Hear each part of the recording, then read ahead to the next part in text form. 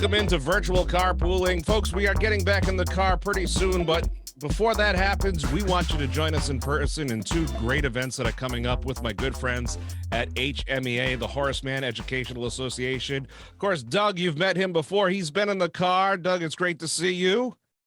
Thank you very much for having me again, Ben, and we'll get back to the car someday, but we're doing the right thing now. Absolutely. And first time on the show in the series, Kristen, you head up the wonderful things happening over there at the Autism Resource Central for, HMEA and putting together this wonderful superhero 5K for autism that's coming up shortly at Polar Park. I'm familiar with that place. But for those who don't know, how does the Autism Resource Central, how does that tie in with HMEA and really how, because it's really this like synergistic fusion of great organizations working together and great people who run those organizations.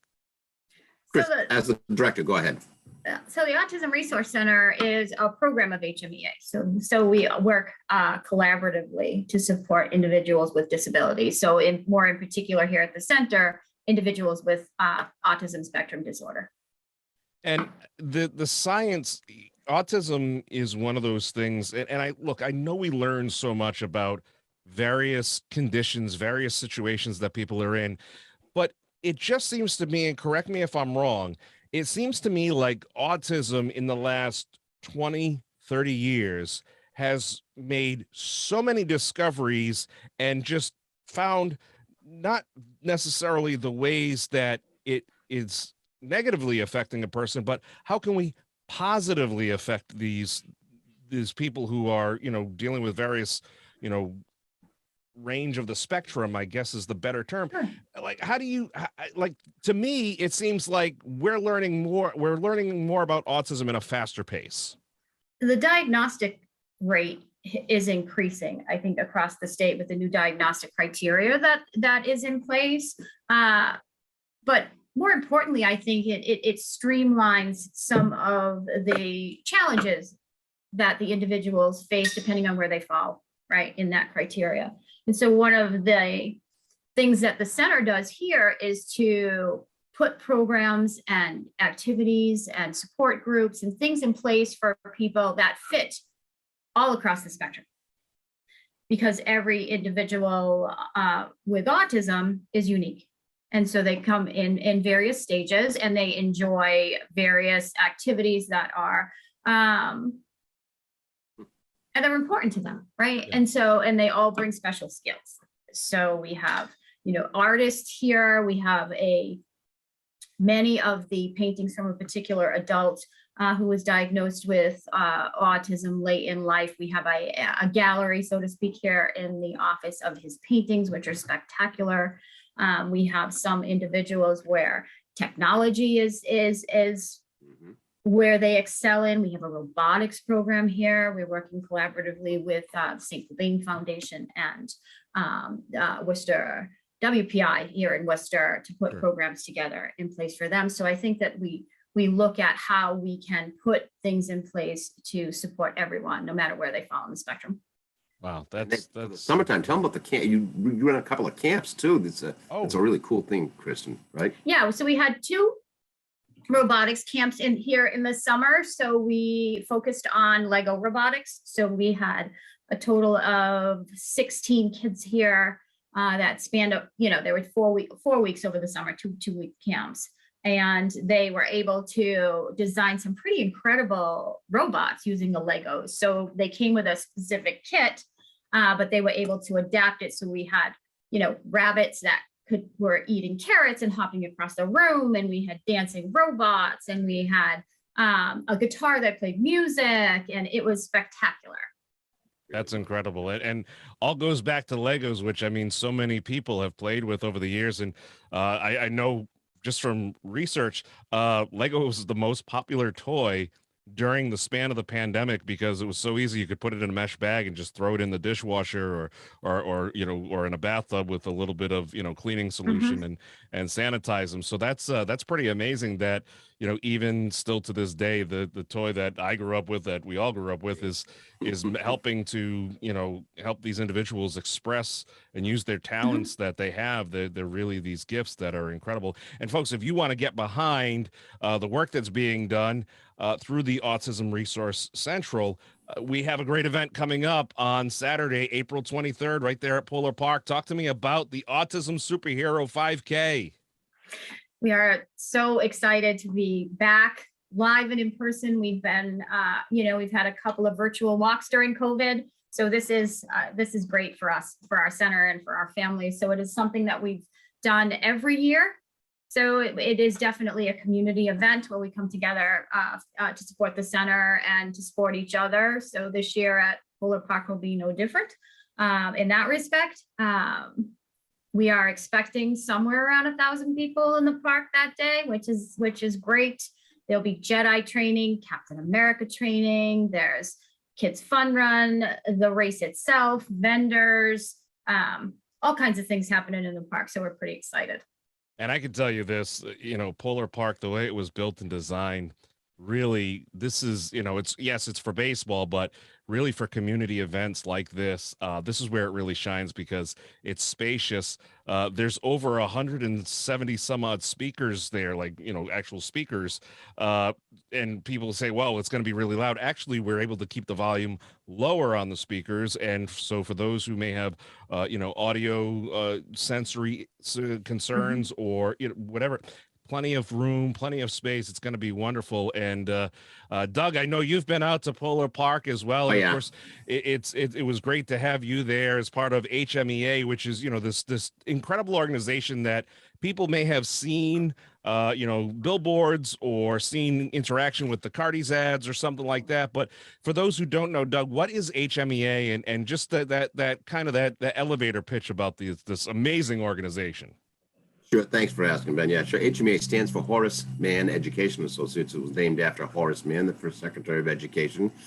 And what it is we are a large agency. We've got about with the Autism Resource Central there, we have about 5,000 individuals from 1 to 101 in 110 communities, and they all have a developmental or intellectual disability too. So about 700 staff, headquartered in Franklin, but we've got a lot of places, group homes, day sites, employment sites, all throughout Worcester County and southeastern Massachusetts too. So it's a good sized organization. It was founded in '61, and so we're celebrating our 62nd anniversary this year. I think it is something like that too. So good math. It's a great math. I know. Math on the fly. I like it. I think it's so it's been good. The past couple of years have taught us an awful lot, though, with this whole pandemic thing and the word pivot, and all that jazz. But like Chris just said, we're coming out of it now. People are starting to come back to the programs, and people are starting to, feel alive and vibrant. And what a great time, because it's springtime out, and you get the flowers and everything. It's really good. So just keep that Omicron virus tucked away somewhere else, and we'll just go on. I'm so psyched for this Polar Park event too, Chris. I'm so glad you guys nailed that one down. That's cool. Well, on the heels of the Polar Park event, just a few weeks after that, June 12th, we'll have our HMEA's incredABLE Day, which is, just another great event that's been going on for some time. And this is where people, and folks, as I'm talking about these events, if you can make one or two of them or both, just come out and learn about the amazing things that are happening. You don't necessarily have to be a person who is, receiving services or somebody who has family receiving services through the Autism Resource Central or through Horace Mann HMEA. You can just come as a spectator to learn and support and really see the amazing people that they serve. And oh, by the way, did we talk about the amazing staff that are, working for all these this organization? Because I mean, they really picked themselves up by the bootstraps during the pandemic and really gave it their all, and everybody did what they have to do. And to learn about it at such a fun event, a family friendly event, an inclusive event, like the walk on April 23rd, and then also the incredible day on June 12th. Talk to me about this event, Doug, because this is morphed a little bit. It's changed a little bit over the time, and it's adapted, but you still got the stalwarts, the Rock himself, the legend, Gene Levanchi. Gene Levanchi still coming on. Yeah, he hosts the event for us, and he usually drags along Steve Nelson when Steve's not busy with his own family things. They host the event for us, and this year it's going to be held in Franklin. It's normally held at Dell on their big soccer field there in Franklin, but they've still got the borders kind of shut down a little bit for the time being, just making sure that everybody's safe and get out of there. So we found a new home just for this year. We think probably back at Dell next year. It's at the King Street Memorial Park here in Franklin. And like you just said, Ben, it's open. This particular one is open, and we invite people to come on down. It's a community event. Is what this one is. We don't have a 5K anymore. We used to have a 5K and run a 5K, but by moving to somewhere else, we'd have to have a whole new thing, whole new race course design, all that jazz. So we're just going to do a community walk within the park itself. There's a whole kids area. We'll have it's going to be boxed lunches. We're going to have some vendors there. Mascots, we usually get some of those guys come. Wally the Green Monster will be there. Slide from the Revolution is usually there. Sometimes Pat Patriot can make it too. So we get whoever we can. And it's like I said, it's a community walk. And then there's a couple of raffles that are going on. And we just drive everybody. So if you want to hear anything, learn anything about it, it's HMEA.org. And Kristen, I think it's pretty safe to say I can say that the Autism Walk won't be short of mascots. Smiley Ball Wolfster will probably be making an appearance. I'll be hosting and emceeing that day, which will be fun. I mean, I can't wait. It's going to be such a spectacular time. I mean, we've had some amazing baseball games already happening at Polar Park, and just to bring more events in that are non-baseball, that are community-based events like this. It's just something special. Kristen, we'll start with you. Where's the best place people can go to get information about the walk, about the 5K, the Superhero 5K for the Autism Resource Center under HMEA? So the best place to do that would be on our website, which is autismresourcecentral.org. And you can click on the events tab, and it's right there. It's the easiest way to connect. Yeah, and Doug, you guys have the big umbrella over there at HMEA.org with the walk on the 12th. The incredible day, I should say. It's incredABLE Day. Yeah, I meant to mention that too, because it's incredABLE, celebrating the able in all of us. We morphed that over from just the 5K too. So yeah, it's a great place. And both events, really, what we ask people to do is if they so desire, they can open up a page and they can do some fundraising for it. That's where a lot of community funds come in that way. You can buy your raffle tickets online, or you can come to the event and buy raffle tickets there too. So it's got some pretty cool prizes sometimes too. So some pretty unique ones every now and then. So we got those two events going on, or right on the heels of each other.